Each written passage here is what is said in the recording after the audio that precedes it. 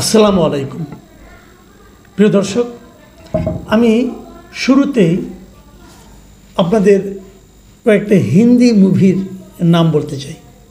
আমি জানি আমাদের দেশে অনেক লোকের মধ্যেই এক ধরনের ভারত বিরোধিতা কাজ করে, সেটা করে, কিন্তু পাশাপাশি এটাও সত্য যে এখানে হিন্দি মুভির দর্শকও প্রচুর রয়েছে, আমাদের দেশেই রয়েছে।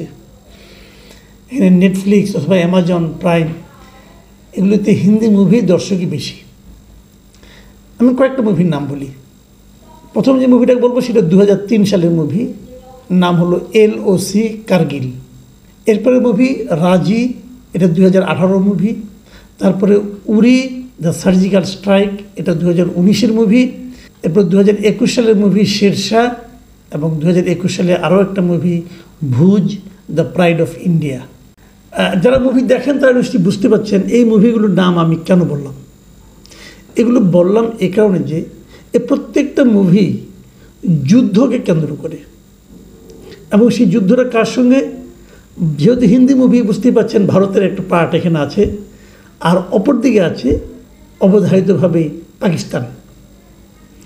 ভারত পাকিস্তানের যুদ্ধের উপর কেন্দ্র করে এরকম মুভিগুলো, আমি কয়েকটা নাম বললাম যেগুলো মানে আপনার গত 2000 সালের পরের থেকে যে মুভিগুলো হয়েছে। আগেও আরও মুভি হয়েছে, এর মধ্যে আরও অনেক মুভি হয়েছে।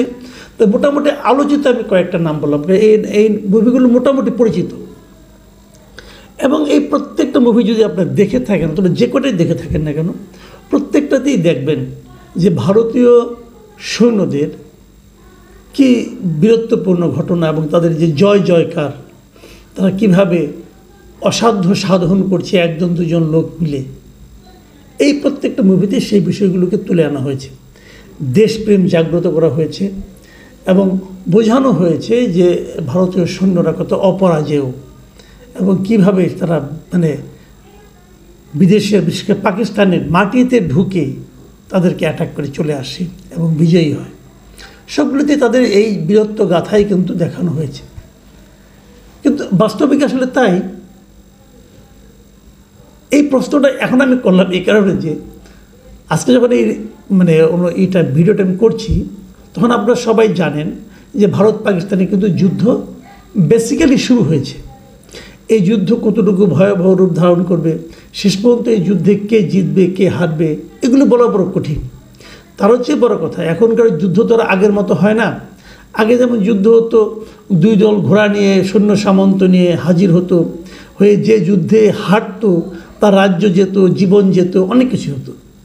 এখন কিন্তু সেভাবে যুদ্ধ হয় না। এখন যুদ্ধের স্টাইল অনেক পাল্টে গেছে। কাজেই এই যুদ্ধের জয় পরাজয় আপনি কখনোই জানতে পারবেন না। ভারত তার মিডিয়াতে সবসময় বলে বেড়াবে তারা এই যুদ্ধে জয়লাভ করেছে। যখন পাকিস্তান ভাষ্য শুনবেন, পাকিস্তানের অনেক মিডিয়া আছে, তাদের মিডিয়াগুলো সবসময় বলে বেড়াবে যে পাকিস্তানের এই যুদ্ধে জয় হয়েছে। আমি যে যুদ্ধগুলোর নাম বললাম, যেমন LOC কার্গিল, এই যুদ্ধটা কিন্তু 1999 সালে কার্গিল যুদ্ধের পটভূমিতে তৈরি করা হয়েছে, এবং সেই যুদ্ধে ভারত বলছে তারা জিতেছে, এবং পাকিস্তান কিন্তু কখনোই স্বীকার করে না তারা এই যুদ্ধে হেরেছে। তো এরকম প্রত্যেকটা, উরি দ্য সার্জিক্যাল স্ট্রাইক যে মুভিটা হয়েছে 1919 সালে, এটা 2016 সালের একটা ঘটনাকে উরি হামলার প্রতিশোধ হিসাবে ভারতীয় সেনাবাহিনী সার্জিক্যাল স্ট্রাইক নিয়ে এই মুভিটা হয়। কিন্তু তো সেখানে ভারত বলে অনেক তারা বিশালভাবে বিজয়ী হয়েছে, আর পাকিস্তান কিন্তু অন্য কথা বলে। তারা বলে ভারত এসে সার্জিক্যাল স্ট্রাইকে কয়েকটা গাছপালা ছাড়া নাকি আর কোনো কিছু ভাঙে নাই, আর কিছু নষ্ট হয় নাই।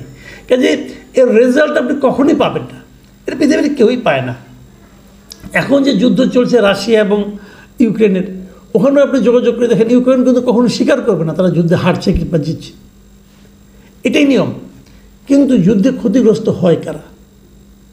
যুদ্ধে ক্ষতিগ্রস্ত হয় সাধারণ মানুষ, এদেশের মানুষ, ও দেশের মানুষ, এবং আশেপাশের দেশের মানুষ। আমরা বাংলাদেশ, আমরাও একটা দেশের আশেপাশে আছি। আমাদের কিন্তু এই যুদ্ধে, ভারত পাকিস্তানের যুদ্ধের ফলাফল কিন্তু এর প্রভাব আমাদের উপর পড়বে, এবং বলাই বাহুল্য যুদ্ধের ইতিবাচক ফলাফল কোনো দেশের উপরেই পড়ে না। যারা যুদ্ধে জয়লাভ করে তাদের উপরেও কিন্তু এই যুদ্ধের ফলাফল নেতিবাচক হয়। যুদ্ধ হলে জিনিসপত্রের দাম বেড়ে যায়। আমরা টের পেয়েছি যে এর আগে যখন শেখ হাসিনা আমাদের প্রধানমন্ত্রী ছিলেন, যখন ইউক্রেনে যুদ্ধ হয়েছিল, সেই যখন যেটার দাম বেড়েছে আমাদেরকে শোনানো হয়েছে, সরকারের পক্ষ থেকে শোনানো হয়েছে ইউক্রেনে যুদ্ধ হচ্ছে, অতএব জিনিসপত্রের দাম বেড়ে গেছে। ইউক্রেন কত দূরে এটা হয়তো আপনারা কেউ জানিও না। জীবনে আপনারা যারা এই অনুষ্ঠানটা দেখছেন আপনারা, ওদের মধ্যে আমার তো ধারণা 99.9% লোক জীবনে কোনোদিন ইউক্রেন যাননি। কিন্তু তবুও ইউক্রেন যুদ্ধের নেতিবাচক ফল কিন্তু আমাদের সবার উপর দিয়ে গেছে। আমাদের সবাইকে সেই ইউক্রেন যুদ্ধের জন্য ক্ষতি স্বীকার করতে হয়েছে। আর যখন যুদ্ধ আমাদের পাশের বাড়িতে লাগবে, ভারত এবং পাকিস্তানের মধ্যে লাগবে, তখন তার ক্ষতিটা কিন্তু আমাদের উপর আরও বেশি পড়বে। বেশিটা কেমন সেটাও বলি আপনাদের। ইউক্রেন যুদ্ধে কিন্তু আমাদের কোনো পক্ষ নিতে হয়নি, কিন্তু এখানে কিন্তু আমাদের মধ্যে পক্ষ নিতে হবে। নিতে হবে মানে কি, অলরেডি নেওয়া শুরু হয়ে গেছে।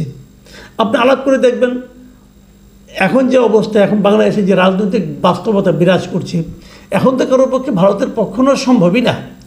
যদি কেউ ভারতের পক্ষ নেয়, তৎক্ষণাৎ দেখবেন যে প্যারিস থেকে এক লোক বলা শুরু করবে যে এটা স্বৈরাচারী স্পেন্সার বলে দেবে।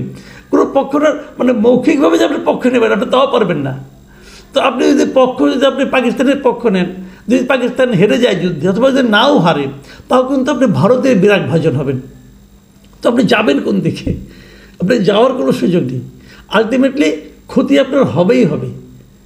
এবং এই ক্ষতির মুখে আমাদের জন্য নিরাপদ উপায়টা কী? আচ্ছা, তার আগে অনেকে বলে যে ভাই যুদ্ধ নিয়ে আলাপ করছেন, একটু যুদ্ধের কী হতে পারে ফলাফলটা, এটা নিয়ে একটু বলেন।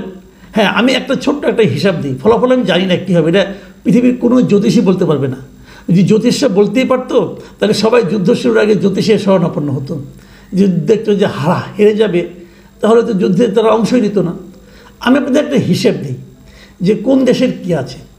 যেমন ধরেন আমি আপনার চারটা মানে প্যারামিটার নিয়ে আলোচনা করি। একটা হলো সক্রিয় সৈন্য, মানে অ্যাক্টিভ ফোর্স আর কি। ভারত বড় দেশ, ভারতের অ্যাক্টিভ ফোর্স আছে প্রায় 14.5 লাখের মতো। সেখানে পাকিস্তানে আছে 6.5 লাখের মতো। তার মানে সৈন্যের দিক দিয়ে ভারত বেশি।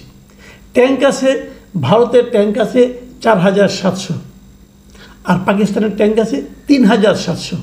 মানে 1,000 ট্যাঙ্ক পাকিস্তানের কম আছে।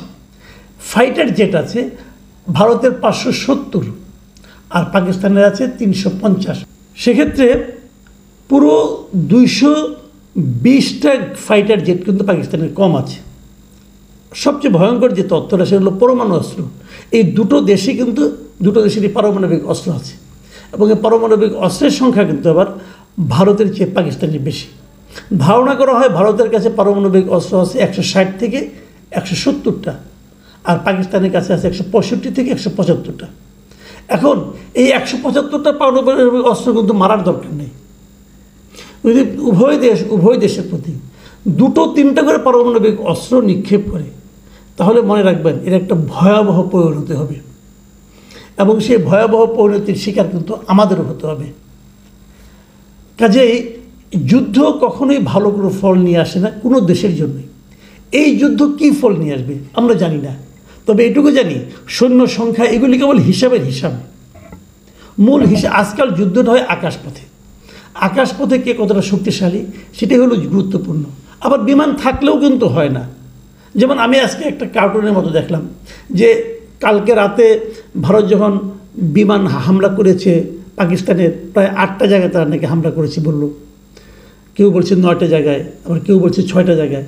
এর মধ্যে কিন্তু ভারতের আবার 5টা বিমানও ভূপাতিত হয়ে গেছে।